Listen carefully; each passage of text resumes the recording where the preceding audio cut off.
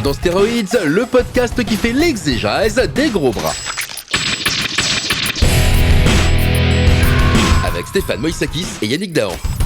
Bonjour à tous et merci d'écouter Stéroïdes, le podcast qui fait effectivement l'exégèse des gros bras. Alors, gros bras, on s'entend, cette fois c'est ceux de Ice-T et Ice Cube, modérément des gros bras. Mais en fait, on va parler du film Les Pilleurs de Walter Hill, Trespass en anglais, et j'en parle avec mon ami Yannick Dahan. Bill Paxton. Damn it, Don, we're getting in awful deep. Ice-T. We're not playing anymore out here. We're past the point of no return. William Sadler. Truth is, Vince, I don't see any way we're gonna get out of here quiet. And Ice Cube. It's all about survival. It's all about getting yours. When you cross the line, sometimes there's no way back. What the hell you white boys doing up here anyway? Go! It's all about go. Trespass. Salut Yann, ça va ? Mais ma foi, ça va très bien. Bon, alors, Les Pilleurs, Trespass, Walter Hill, Ouais. 1992-93. Tu Moi, l'avais vu à l'époque ? Ouais, que j'avais vu à l'époque. Moi, j'avais kiffé à l'époque. J'avais même acheté la BO. J'étais vraiment en mode. Puis moi, j'ai toujours aimé le rap. Donc, si tu veux, la période New Jack City, Trespass, donc on faisait de la blaxploitation de studio. Moi, ça me faisait marrer. J'avais plutôt un bon souvenir du film. Donc, ça m'avait fait plaisir de le revoir. Je voulais voir si ça résistait au temps et j'ai trouvé ça hyper efficace. J'ai trouvé ça toujours hyper, et limite t'enlèves l'autre guignol avec sa gomina et le chapeau de Ice-T. Le film, tu pourrais le faire maintenant. Enfin, tu pourrais pas le faire maintenant dans le système de production, mais tu le sortirais maintenant. Il a pas vieilli.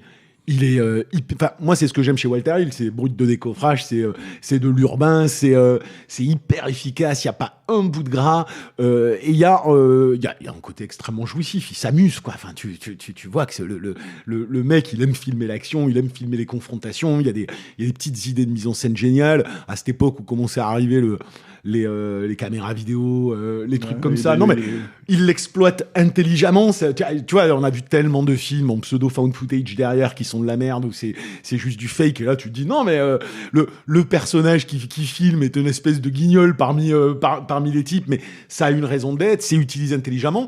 Et puis il y a ce truc qu'ils sont plus capables de faire dans la crétinisation actuelle du cinéma populaire, c'est que ok, j'ai mon concept, j'ai des gangsters qui vont se foutre sur la gueule avec des mecs, et ben c'est pas pour ça que je vais rien raconter non plus. Tu vois ce que je veux dire ? C'est j'ai l'efficacité de mon histoire qui part d'un concept, mais mon concept je l'exploite vraiment jusqu'au bout. C'est-à-dire j'ai une confrontation qui devient aussi une confrontation dans chaque groupe. Tout le monde se tire sur les pattes avec cette espèce de finale ironique que on voyait pas forcément venir à l'époque, mais qui était plutôt malin.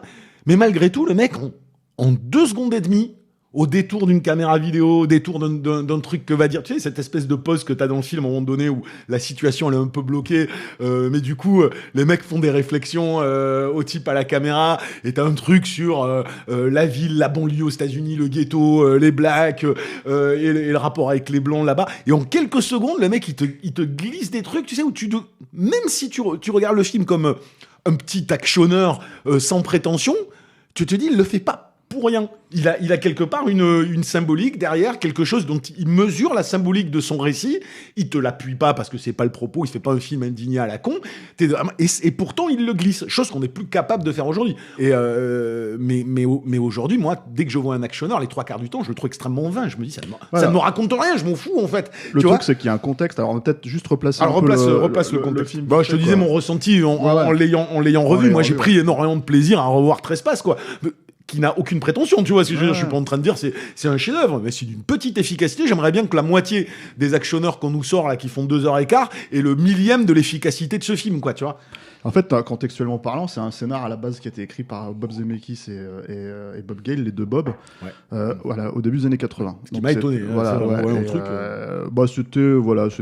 C'était en fait ce qu'ils pouvaient écrire un petit peu à l'époque avant de justement de décoller avec Retour à le futur. Enfin, à la poursuite Diamant Vert et Retour vers le futur, et faire du coup des blockbusters, quoi. Et c'était pas du tout écrit pour, évidemment, puisque en fait, à cette époque-là, comment dire, Ice Cube et Ice-T n'étaient pas du tout des gens connus, quoi. C'était même pas du tout. Quand même. Enfin, pas Ah quand non, il- au pas début quand ils des l'ont années écrit. 80, Non, pas quand ils l'ont au début écrit. des années 80, non. Ouais, Mais bien justement, Oui, bien sûr. contextuellement parlant, ce qui s'est passé, c'est que c'est un scénar qui a traîné dans les tiroirs d'Universal pendant peut-être une dizaine d'années, jusqu'à ce qu'un producteur le ramène à Walter Hill, et que Walter Hill se dit putain, mais c'est super, il faut qu'on le relance. Mais là, en fait, on est vraiment au début des années 90. Les deux personnes qui ont cartonné à l'époque il y avait une émergence du cinéma noir, en fait. Et en gros, c'était Boys in the Hood avec Ice Cube et New Jack City avec Ice-T, quoi. Du coup, c'est les deux rappeurs. Oui, c'était les deux mecs à la mode, là. Voilà. Et puis les Cop Killers aussi. C'est-à-dire, en fait, il y avait un espèce de rapport à ça, voilà. T'avais NWA qui était passé, t'avais tout ça, ils avaient une aura incroyable quand même. Sulfureuse dans ouais. les médias américains. Exactement. Voilà. Et du coup, en gros, Walter Hill a décidé de faire ce cinéma, de vraiment de les ancrer dans ce contexte de l'époque. Et d'ailleurs, c'est un film qui a eu un problème. Donc, pour résumer l'histoire très rapidement, c'est vraiment un espèce de petit film, en gros, où t'as deux pompiers qui sont interprétés par William Sadler et Bill Paxton, en fait, à qui on dit en fait il y a un trésor ils découvrent qu'il y a un trésor planqué dans un immeuble à l'abandon quelque part, et ils veulent aller essayer de le récupérer. Et en tombant sur place, ils tombent sur une garde des gangs. Voilà. Et en gros, si tu veux, ils doivent se démerder pour quand même essayer de récupérer la thune, tout en essayant de sauver leur peau, quoi. Et il se trouve que quand tu regardes le film, ce qui est assez intéressant, c'est que t'as pas vraiment de gentils, t'as pas vraiment de méchants, parce que tu pourrais croire que c'est les gentils dans le film, mais en fait c'est quand même Bill Paxton, c'est un gros couillon, et Sadler, c'est quand même cupide, quoi. Ouais, puis c'est un peu un salaud aussi, quoi. Il est pas blanc-bleu, quoi. Et donc du coup, ce qui a posé problème avec ce film aussi, avec Universal, qu'il faut savoir, c'est que c'est un film qui était prévu pour sortir à l'été 92 à la base, et qui a été repoussé à cause des émeutes à Los Angeles. Parce que en fait, ça tombait à peu près après le procès Rodney King. Ouais. Donc du coup, en fait, ils se sont dit, alors on peut pas en fait avoir l'image d'Ice-T et d'Ice Cube qui sont quand même des gens extrêmement, polarisants à ce moment-là dans les médias américains. Et en gros, sortir ça 3 mois après, 2 mois après, voilà. Après, bon, le truc c'est qu'ils ont repoussé un peu. Le film profite de ce contexte, mais c'est vrai qu'il est pas à ce point politisé, on va dire. C'est pas un film qui parle de ça. Oui, mais par essence, c'est quand même des blagues qui se foutent sur la gueule avec de blonds mecs, quoi, tu vois. Donc, je veux dire, c'est quand même, ça se pose là, sans que t'aies besoin d'en faire des caisses. Ouais. Donc, je veux dire, il est politique par essence, le truc. Non, mais je veux dire, à l'époque, on ne le percevait pas de la même manière qu'on perçoit aujourd'hui. Clairement pas. On surexcite la politisation de tout aujourd'hui, mais à cette époque-là, c'était quand même, c'était posé là, et c'est ce que je te disais par rapport aux petites vidéos, c'était quand même un sujet qui avait volonté d'être traité. Et c'est un truc moi, j'ai de plus en plus de mal à voir aujourd'hui. C'est-à-dire, outre le fait ce qu'on se disait tout à l'heure, d'avoir une espèce de film de second couteau, où finalement, c'est pas plus mal parce que t'as pas la position de la star qui est forcément héroïque, donc on peut se permettre d'avoir des personnages un peu chelous qui se foutent dessus, mais t'avais cette incroyable capacité à faire des vrais films de genre, ce qu'on va appeler des films de genre, mais des actionneurs, des films qui avaient vocation à être divertissants et ludiques, et où en même temps on avait malgré tout un petit propos à glisser aujourd'hui. Tout est segmenté, t'as l'impression que tu peux pas le faire. De toute évidence, l'emploi de la caméra comme ça, et en fait qui capte un petit peu ce qui se passe, c'est Rodney King. Le film a été tourné un peu après, donc je pense que Walter Hill a clairement pensé à ça. Mais comme c'est un mec un peu no bullshit, c'est le genre de réalisateur en fait qui va vraiment droit à l'essentiel. Je pense qu'il en a pas fait justement un truc totalement. Il l'a vraiment utilisé dans son récit, quoi. Et c'est un des trucs qui est intéressant effectivement dans ce que tu dis, c'est que ça aurait pu être clairement un film à l'époque avec Bruce Willis dans le personnage principal ou un mec comme ça, quoi. Mais ça aurait changé complètement la logique du truc. En fait, donc, voilà. Et en fait, aujourd'hui, quand tu revois le film, c'est ce qui en fait de la qualité. Mais exactement. Parce que en fait, voilà, il y a ce truc où quand tu regardes donc William Sadler, Bill Paxton, même aujourd'hui, Ice-T et Ice Cube, c'est pas des acteurs de premier plan au sens hollywoodien du terme. C'est-à-dire que c'est pas des gens, c'est même la seule fois quasiment où ils ont eu accès, en tout cas Sadler et Bill Paxton, c'est quasiment la seule fois où ils ont eu accès à un film de studio où ils avaient le premier rôle. C'est clair. Paxton, il était dans d'autres films, en fait. Il a fait d'autres films où il mais était. ça a l'air aussi, il était toujours méchant, hein, grosso Oui, modo. mais justement, c'est ça. C'était vraiment des seconds rôles, quoi, des seconds couteaux. Et quelque part, en fait, l'avenir nous a montré que Ice-T et Ice Cube, eux-mêmes, n'ont jamais vraiment eu de Ice premier Cube rôle. a eu un peu plus de chance dans ce qu'on lui a donné, mais bon. Parce qu'il a fait un film sur sa vie, mais le truc c'est que il y a eu ça, et puis en fait, mais après il se retrouvait quand même, et après, enfin moi c'est le cinéma qu'on aime, hein, donc quand tu le retrouves en tête d'affiche, mais en fait qu'il partage avec Natasha Henstridge chez Carpenter, ça fait sens. Ouais. Mais après ça reste de la série B, tu vois, clairement, voilà, clairement. récupéré par les studios, quoi. Et du coup, ce qui est assez plaisant, moi je trouve avec ce film aussi, c'est ça, c'est-à-dire que c'est un film de Trogne, quoi. C'est-à-dire que pour moi, ça me manquait vraiment. Ça me manque en fait de ne pas avoir des trognes en fait avec ce que ça sous-entend en fait. Je suis complètement d'accord. Déjà un film de trogne parce qu'on n'est plus capable de faire des films de trogne aujourd'hui. Et aussi ce truc, tu le regardes. On a beaucoup parlé, même si ça se fait un peu moins, mais on a beaucoup parlé à une époque de films concept, high concept, tout ce que tu veux. D'ailleurs, on en parlera sur d'autres films, mais celui-là, c'est clairement un film concept. Enfin, je veux dire, on te le vendait, c'est genre putain mortel, tu vas te retrouver au milieu d'une guerre des gangs. Donc mais il l'exploite. Il le traite. Moi, ce qui est ouf aujourd'hui, c'est-à-dire que c'est, comment te dire, c'est même en étant un petit film, sans grande prétention, pas avec un scénar génial, pas avec tout ce que tu veux, c'est la substance qui l'emporte sur le style. C'est-à-dire que tu vas voir le film, tu dis c'est cool, je vais voir Ice Cube, Ice-T se foutre sur la gueule contre deux mecs. Non seulement ça exploite le truc, vraiment, et ils en arrivent vraiment à se foutre sur la gueule, et tu n'es jamais trahi, il y a des rebondissements réguliers, l'entretien, il te captive, à tel point qu'au bout d'un moment, c'est vraiment les situations élaborées dans le film qui prennent le pas sur le concept. Tu dis, j'ai vu une vraie histoire, j'ai été impliqué avec ces mecs-là qui se mettent dans la merde et tout ce que tu veux, avec une fin ironique, un vrai propos, alors qu'aujourd'hui, on va te faire des concepts qui déboîtent, et au bout de 10 minutes, tu dis, mais il est passé où? Vous me racontez quoi? Vous n'exploitez pas votre concept, en fait. Vous vendez un truc, et puis genre, hey, regardez, on est style. Et derrière, il y a rien. Il y a du vide. Ils te vendent même des concepts qui déboîtent pas, hein, parce Oui, que non, mais bien sûr, John Wick, on a tué son chien, et en fait, il va se venger, tu vois. D'accord. C'est pas oui, un mais concept bon. qui déboîte. John Wick, bon, on parlera de John Wick une autre fois, mais John Wick a réussi malgré tout, avec tous ses défauts, à créer des trucs à l'intérieur du concept qui sont plus intéressants. Non, je parlais de pur concept, hein, je parlais pas d'exécution forcément, quoi. Et celui-là, enfin, il a cette espèce de côté carré à tout niveau. Aujourd'hui, putain, mais moi là où j'ai été le plus bluffé, c'est même pas tant sur la gestion de la narration, comme je viens de dire, tout ça, que même en réel, quoi. C'est-à-dire qu'il y a des films que tu retapes de cette époque, avec les travers de l'époque, avec des tics de l'époque, et où tu dirais, c'est pas possible, et tu dis, mais ce mec-là, depuis 48 heures, tu vois, il est d'une modernité dans le découpage, dans le choix des cadres. C'est parce qu'il va à l'efficacité. Donc, forcément, le plan est juste, parce que le plan te véhicule l'idée voulue, l'enchaînement est super bien pensé, et du coup, putain, tu ressors un film monté aujourd'hui exactement comme celui-là, il est hyper efficace.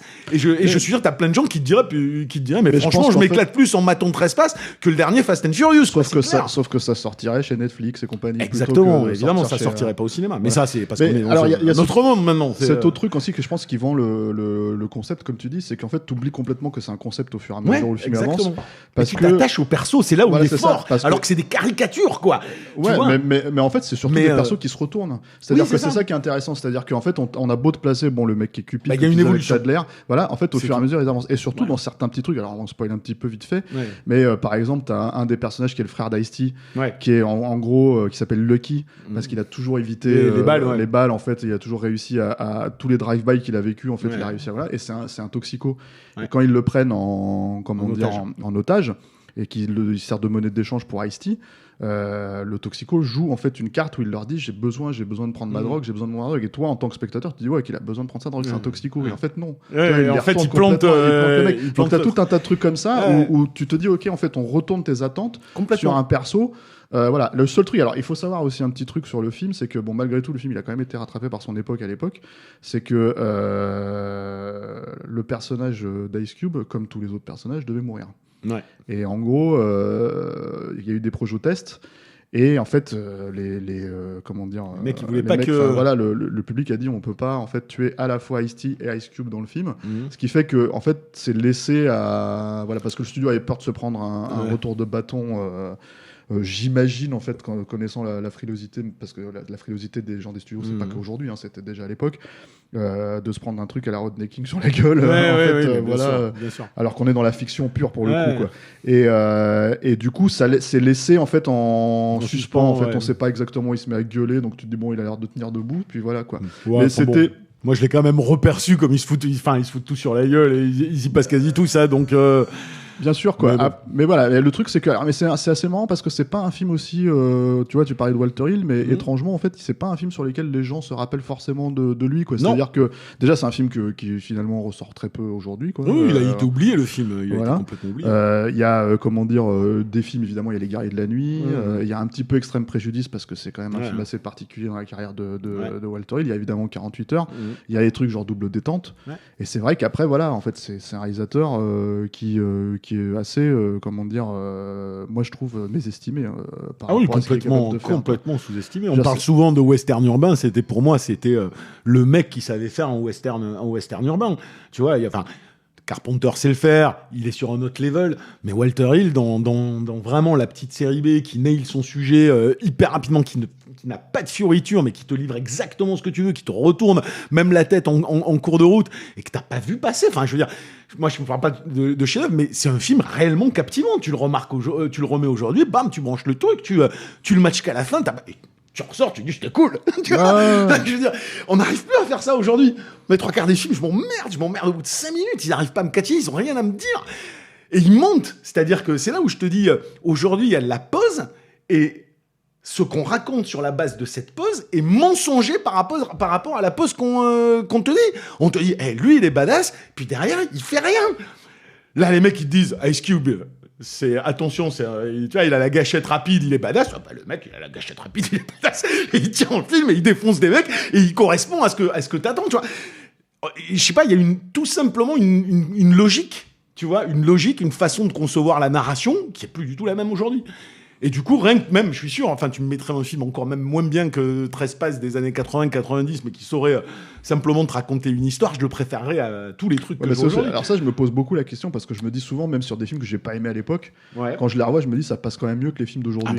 Mais en fait, le truc, c'est est-ce que c'est pas parce qu'en fait, on a l'habitude de ces codes-là aussi, en fait, de mise en scène, peut-être. Mais nous, machin, on est les produits d'une époque qui n'est pas celle d'aujourd'hui, donc forcément. Alors, moi, j'ai cette discussion-là tout le temps avec plein de gens. C'est facile de disqualifier des opinions sur la simple base de ton âge ou de ce que tu as. Donc je veux dire, non, mais je l'ai à 1000 reprises. Oui, mais bon, c'est pas ton cinéma, c'est pas ton époque. Toi, t'aimais Retour à le futur. Ben, les gens, ils aiment aujourd'hui les Avengers, et l'un vaut l'autre. C'est-à-dire, mais parce qu'on est. Bon, ça, c'est un peu faux, mais. C'est faux, mais parce qu'on est dans un monde. Qui voudrait, qui rend tout horizontal, toute l'échelle de valeur horizontale, c'est-à-dire tout se vaut. Ton opinion n'est pas plus importante que la mienne, c'est pas parce que tu fais un podcast sur Internet que ce que j'ai à dire est pas tout aussi intelligent que toi, et ça tu le plaques à tout niveau. Enfin, c'est pas compliqué aujourd'hui, les gens pensent qu'ils devraient être politiciens à la place des politiciens, flics à la place des flics, profs à la place des profs, et donc on met tout sur le même niveau, et c'est facile de dire au final, non mais voilà, toi c'est normal, t'aimais ça, t'es né à cette époque, t'as ta nostalgie, t'as ça, t'as une réflexion de vieux con. Après, et malheureusement, c'est pas dans des podcasts, dans des émissions ou dans des trucs qu'on a vraiment le temps de le faire, mais un jour, ce serait peut-être intéressant, tu vois, de faire un séminaire, de faire un vrai docu, de faire du comparatif de langage cinématographique, d'analyser plan par plan certaines séquences, la façon dont tu racontes une histoire. Et excuse-moi, on me comparera jamais Retour à le futur avec le dernier Marvel, parce qu'il y a des façons de raconter des histoires. Donc aujourd'hui, les gens consomment les histoires d'une manière complètement différente. Alors, elle peut leur apparaître totalement légitime, et je dis pas le contraire, et t'as le droit d'aimer absolument ce que tu veux, mais il y a raconté une histoire et il y a bouffé du contenu. Moi aujourd'hui, je défie sur plein de films quiconque de venir me raconter les causes à effet dans un film et la logique et la consistance de ce récit-là. Moi, tu peux avoir 13 passes, il peut avoir ses petites incohérences, ses petites conneries, mais par rapport à son concept et ce qu'il raconte, il est carré. Oui, puis il va d'un point A à un point B, ça évolue, ça avance, ça sert. Chaque scène sert à faire progresser le récit, à amener des arcs narratifs cohérents, à arriver à une conclusion qui est intéressante. Moi, j'ai plus ça. Moi, aujourd'hui, j'ai des jumps. On me fait une pause, et puis le mec, il se dit, à terme, il faut arriver là. Et ce qui se passe entre les deux, on s'en bat les couilles. Tant qu'on a mis le point B, on s'en fout comment il arrive du point A au point B. Ces mecs-là, à l'époque, ils réfléchissaient sur comment je vais faire arriver mes mecs du point A au point B de manière cohérente et intelligente. Elle est là la différence. Mais ce qui est assez étonnant, moi je trouve aussi avec un film comme Trespass, tu vois, comme Les Pilleurs, c'est que en fait, le fait qu'il soit un peu disparu, c'est pas seulement qu'une question de fabrication pour le coup, mais vraiment pour même la génération actuelle, on va dire, c'est que je pense qu'un film comme Straight Outta Compton, quand il raconte l'histoire de NWA un peu de manière, si j'ai bien compris, assez géographique. Voilà, ça intéresse les gens. Ouais. Or, un film comme Les Pilleurs, que ce soit sur Ice-T ou sur Ice Cube, finalement, en fait, il a autant valeur historique que, par exemple, New Jack City ou Boys in the Hood, pour citer ceux qu'on a parlé, où après, ils ont fait Poetic Justice, ils ont fait des trucs comme ça, etc. Et c'est marrant de se dire que je peux comprendre, par exemple, en France, mais même aux États-Unis, que le film était un petit peu polarisant à l'époque du fait de la personnalité de ces deux rappeurs, acteurs. Mais là, en l'occurrence, maintenant, ils sont rentrés plus ou moins dans la légende. En fait, ces deux personnages-là, ces deux figures publiques. Le rap en soi, en fait, le hip-hop tel qu'il se pratiquait, il est rentré aussi dans l'histoire musicale. Ouais. Et du coup, en fait, c'est étonnant en fait que ce film-là ne ressort pas un petit peu plus comme un témoignage en fait de cette époque-là, et de ce qu'eux représentent et de ce par où ils sont.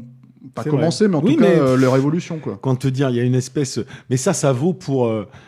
Enfin, on est rentré dans un monde tellement idéologique, tellement radical dans ces idéologies, qu'il en construit des dénis de réalité. Donc moi, ce que tu dis sur ça ne m'étonne pas plus que...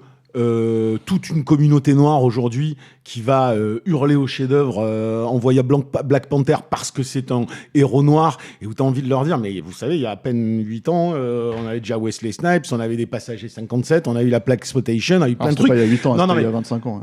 Mais parce qu'ils n'avaient pas ce côté...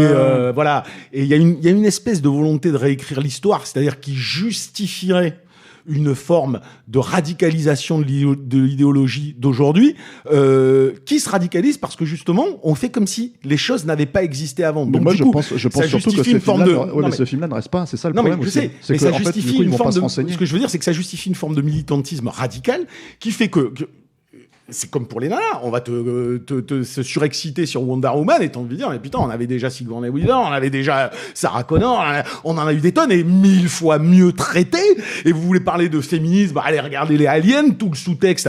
On a quand même le questionnement de la femme par rapport à un alien qui ressemble à un phallus. Enfin, je veux dire, il n'y a pas besoin d'être brillant pour voir que c'est des thématiques qui étaient déjà traitées avec peut-être des réalisateurs, et ça on ne leur pardonne pas, plutôt que des réalisatrices, mais des réalisateurs qui à une époque savaient mettre en valeur des personnages féminins, comme certaines réalisatrices aujourd'hui sont incapables de le faire. Moi je suis outré quand je vois Wonder Woman qu'on me vend comme une incarnation du féminisme parce qu'en partie c'est réalisé par une femme, là où j'en dis mais c'est la pire caricature de personnage féminin qu'on puisse voir au cinéma, comparé à certaines icônes qu'on a pu voir et qui étaient des icônes pour le coup féministes vraiment puissantes. Donc la disparition, si tu veux, d'une conscience noire dans le cinéma américain qui existe depuis quand même un bon paquet d'années, soit rentré dans l'oubli pour en arriver à dire bah non mais finalement Marvel ils ont réinventé, c'est eux qui sont les champions de la diversité. Dire mais non.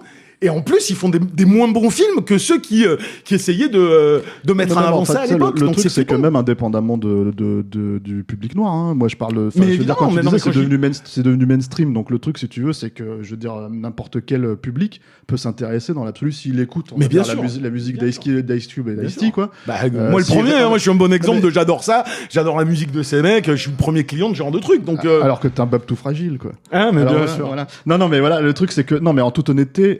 C'est quand même c'est ça que je veux dire en fait, c'est là où c'est étonnant, et c'est est-ce qu'en fait on a besoin que ce soit parce que c'est pas vraiment, encore une fois, c'est un film politique par essence, pas dans ce qu'il raconte automatiquement. Non, en fait. Non, voilà, il est juste en fait, il prend des trucs de son temps, quand quoi. je dis voilà, c'est non, mais au-delà de ça, c'est il y a des concepts qui font sens.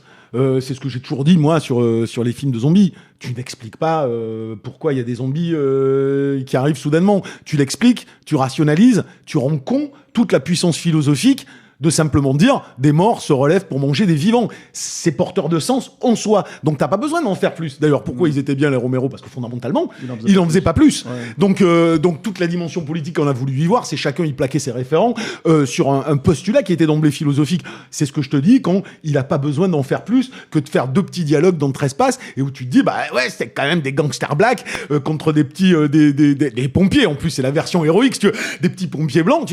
Tu tiens tout ton truc. T'as pas besoin d'en faire des caisses à l'intérieur. Mais ton concept, il est intelligent à la base. Et il était actuel au moment où il l'a fait. Tu vois, c'est tout simplement ça. Donc en 25 minutes, on a parlé de Bon, féminisme, pardon. de...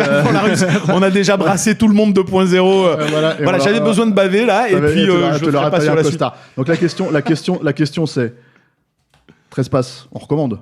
Ah oui, non, mais Trespass, tous les minimum cinéphiles qui connaissent pas, qui ont pas vu ce film-là, ou même des gens qui trouvent que c'est super bien les films d'action aujourd'hui, remettez-vous ces petits huis clos bien vénères comme on les faisait, et qui au fond, eux, avec toutes leurs limites, racontent véritablement une histoire. Moi, aujourd'hui, on me raconte plus d'histoire. On me montre des trucs qui cassent, on me montre des VFX, on me montre des mecs qui font la pose iconique en disant « Regarde comme je suis cool », et ça s'arrête là. Le cinéma, c'est réduit à ça. Là, tu vois un film avec une histoire. Elle est simple, mais elle marche. Parfait. Merci Yann. Ben, de rien. Et merci à tous d'avoir écouté ce nouvel épisode de Steroids, le podcast qui fait l'exégèse des gros bras. On se quitte avec la douce voix de Ice-T et son morceau Trespass qu'il a composé pour la bande originale du film. On se retrouve, vous pouvez nous retrouver sur Facebook, Twitter, Instagram, mais aussi sur YouTube puisque l'émission vidéo Steroids, c'est là-bas qu'on peut la voir. À la prochaine. Take a good look, I'm a motherfucking tacker. About to fill the rap of a greedy ass cracker. Now let's know, so you know the host